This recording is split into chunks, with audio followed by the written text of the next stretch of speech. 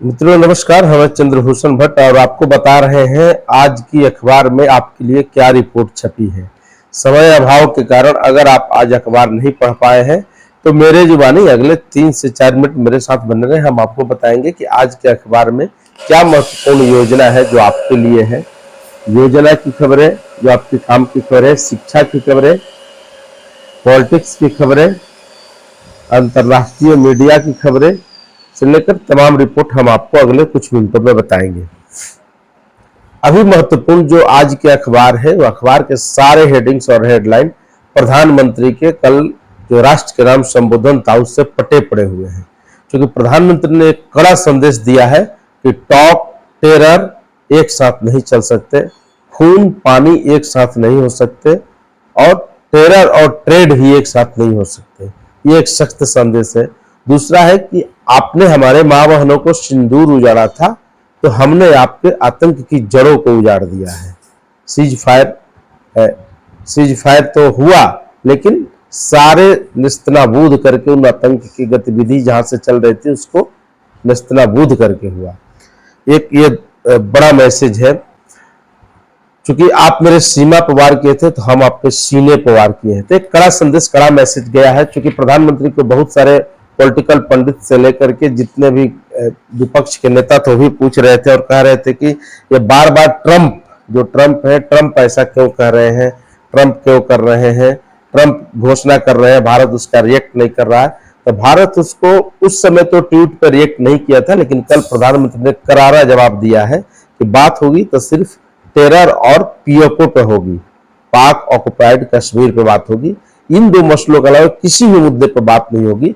और स्पष्ट कूटनीतिक रूप से, जो अंतर्राष्ट्रीय स्तर की कूटनीति होती है उसके रूप से प्रधानमंत्री मोदी ने बता दिया है कि किसी तीसरे की दखलंदाजी हम इसमें बर्दाश्त नहीं करेंगे। तो इसको प्रमुखता से सभी अखबारों अपने में जगह दिया है, अपने कॉलम पर जगह दिया है। दूसरी जो महत्वपूर्ण खबर है वो आप समझिए कि देश में अभी तक 32 हवाई अड्डे ऐसे थे जहां पे हवाई विमान को रोक दिया गया था, अब उनका उड़ान शुरू हो गया है। अगली खबर में हम देखें कि परीक्षाओं पे जो संकट के बादल और आईपीएल क्रिकेट मैच से लेकर इस आतंकी हमले को लेकर, युद्ध को लेकर हो रहे थे, वो सब कुछ क्लियर हो गया। तो परीक्षा भी समय पर होगा और आईपीएल भी अब शुरू हो गया है, बहुत जल्द 17 तारीख से वो भी शुरू हो चुका है। क्रिकेट की सबसे बड़ी खबर है कि रोहित शर्मा के बाद विराट कोहली भी टेस्ट क्रिकेट से संन्यास ले चुके हैं। तो ये एक बड़ी खबर है। अब वो उजला जर्सी में नहीं दिखेंगे, उनके करोड़ों फैंस थे और उन्होंने बहुत सारे कीर्तिमान भी बनाए हैं। 9230 रन अब तक टेस्ट क्रिकेट में वो बनाए, 123 मैच कुल खेले हैं और 46.85 का औसत रेट उनका रहा है। ये काफी शानदार और जानदार है, जो दूसरे जगह पे दूसरे लोगों को नहीं मिलेगा। सेवानिवृत्त असिस्टेंट रजिस्ट्रार, जिनका हाई कोर्ट और सुप्रीम कोर्ट में कभी तुति बोलती है, रजिस्ट्रार आपका जानते हैं कितने महत्वपूर्ण होते हैं, उनसे भी कल डिजिटल अरेस्ट करके दुनिया को अरेस्ट कराने और करने का जिम्मा जिनको कोर्ट में होता है, जो डायरेक्ट रूप से कराते हैं, उन्हें कल डिजिटल रूप से अरेस्ट करके साइबर अपराधियों ने और उनसे 49 लाख रुपए ठगे हैं। बड़ी खबर है। साइबर क्राइम से किस तरह से बचा जाए, एक राष्ट्र के नाम चुनौती हो गया है। देश में, बिहार समेत देश के कई हिस्सों में चुनौतीपूर्ण है और उतने ताकतवर पद पर रहने वाले बावजूद जब रिटायर हो गए तो उनसे 49 लाख रुपए साइबर क्राइम के ये छोटे मोटे लौंडों ने ठग लिया, जो आजकल कंप्यूटर के उंगलियों पे नचाते हैं। तो ये है साइबर का खेल। अब जांच चल रहा है, देखिए आगे क्या होता है। जांच में कुछ होता जाता तो है नहीं। योजना से जुड़ी आपको खबर बता दी, ये तो आगाह सब करने वाली खबर थी। सौर ऊर्जा से जगमग होंगे सारे स्कूल। राज्य के जितने स्कूल है, कॉलेज है, विश्वविद्यालय है, उस सब में सोलर सिस्टम लगाया जाएगा। यानी अब बिजली की बचत होगी और उसका बिल भी नहीं भरना पड़ेगा। उससे जो इनकम होगी वो भी स्कूल को जाएगा। अगर अधिक सौर ऊर्जा होगा तो उसको बेचेंगे भी।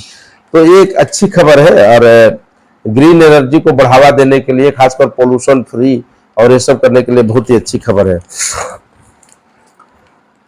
इसके बाद है कि मुआवजा का दर, सड़क जो परियोजनाएं कारण बहुत सारा जमीन लंबित है, बहुत सारी योजनाएं लंबित है, क्योंकि जिस किसान का रैयत जमीन सड़क योजना में लिया जाता है उसको मुआवजा समय से नहीं मिलता है।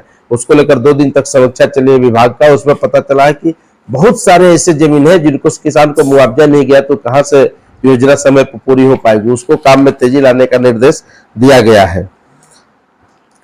इसके बाद आपको गंगा के अभाव में जो खोदी गई सड़कें हैं पटना में, खासकर नमामि गंगे योजना से लेकर नाला वगैरह बनाने के लिए मानसून आ रहा है, उसकी पूरी तैयारी चल रही है। तो गंगा का बालू अभी नहीं मिल रहा है, तो उसको लेकर के काफी जद्दोजहद चल रही है। वो जल्द मिलेगा तो सरकारी योजनाओं का काम तेजी से आगे बढ़ेगा। राजधानी के 11 सड़कों को बुडको ने सौंप दिया है फिर से पथ निर्माण विभाग को। पथ निर्माण विभाग बुडको को सौंपता है, बुडको उसको सौंपता है, इसके बावजूद भी समय पर कार्य पूर्ण नहीं होते हैं। महत्वपूर्ण बात यह है। शिक्षा से जुड़ी हुई खबर है कि अगर आप विभाग में जितने अभी TR3 के तहत 58,869 शिक्षकों की पोस्टिंग हो चुकी है अलग अलग स्कूलों में, उनको बोल दिया गया है कि 15 से 30 मई तक ज्वाइन करें। जिस तिथि से ज्वाइन करेंगे उसी तिथि से उनका वेतन भी बनेगा, तो वो लोग अपना समय से ज्वाइन कर लें। प्रखंड स्तर पर शिक्षकों की जो कमी है उसको भी जल्द दूर की जाएगी। NCERT की पुस्तकें बाजार में उपलब्ध नहीं है, वेबसाइट पर भी उपलब्ध नहीं है, तो आजकल बच्चे पढ़ेंगे कैसे, इसको जल्द कराने की तैयारी चल रही है।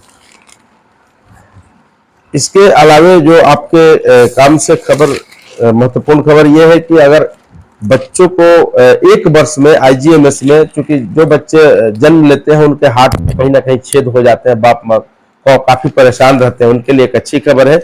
एक वर्ष में 763 बच्चों का हृदय सर्जरी किया गया है। मुख्यमंत्री बाल हृदय योजना के तहत IGMS में ये होता है। तो अगर किसी को ये समस्या है तो आप IGMS में जाएं, उसका तुरंत दिखाएं और तुरंत इलाज कराएं, इसमें नरमी नहीं बरते।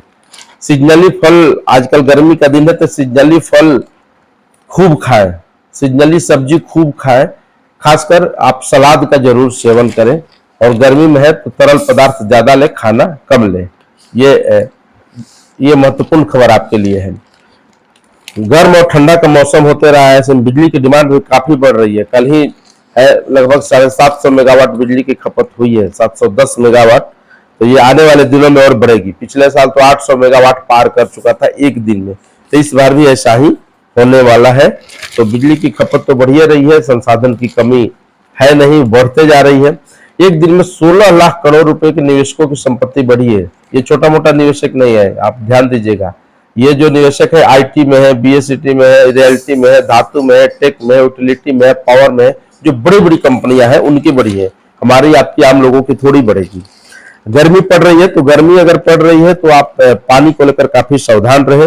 लोक स्वास्थ्य विभाग, अभियंत्रण विभाग यानी PHD ने एक कॉल जारी करके एडवर्टाइजमेंट भी, अखबार में विज्ञापन भी दिया है कि जलापूर्ति तक किसी भी तरह की समस्या हो, आपके गांव का चापाकल नहीं चल रहा हो, नल जल की कोई समस्या हो, तो आप एक ऐप उन्होंने बनाया है, स्वच्छ नीर मोबाइल ऐप। इस स्वच्छ नीर मोबाइल ऐप, ध्यान से सुन ले, इन स्वच्छ नीर मोबाइल ऐप को आप डाउनलोड करें और उस पर कहीं की भी समस्या हो, समस्या को लिखें और वहां का फोटोग्राफ उसमें अपलोड करें, फोटोग्राफ खींच के अपलोड कर दे, उसके नीचे समस्या लिख दे, आपको तुरंत उसका समाधान 24 घंटे में किया जाएगा।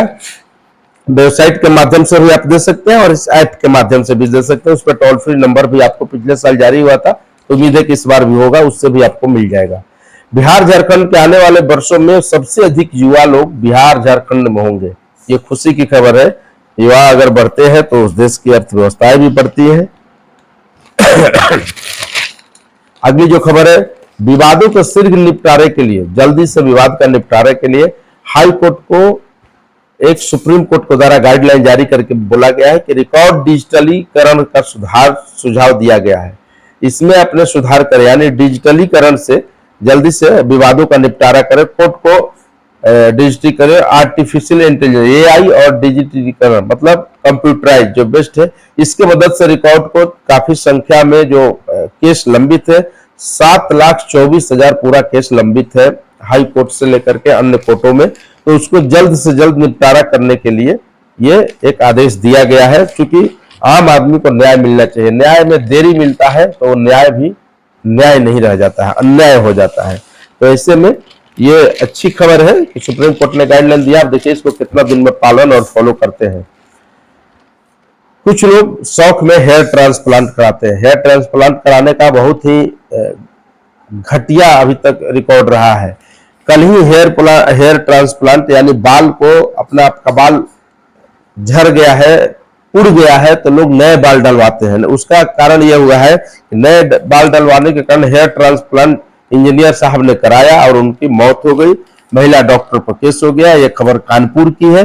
कानपुर में जब हेयर ट्रांसप्लांट कराया गया तो उसके बाद मुंह में सूजन चारों तरफ होने लगा। जहां जहां कराए ये कराए तो इस चारों तरफ में सूजन होने लगा, जिसके चलते उनकी मौत हो गई है। तो ये एक खबर है। तो आप सब थोड़ा सा सावधानी से रहें।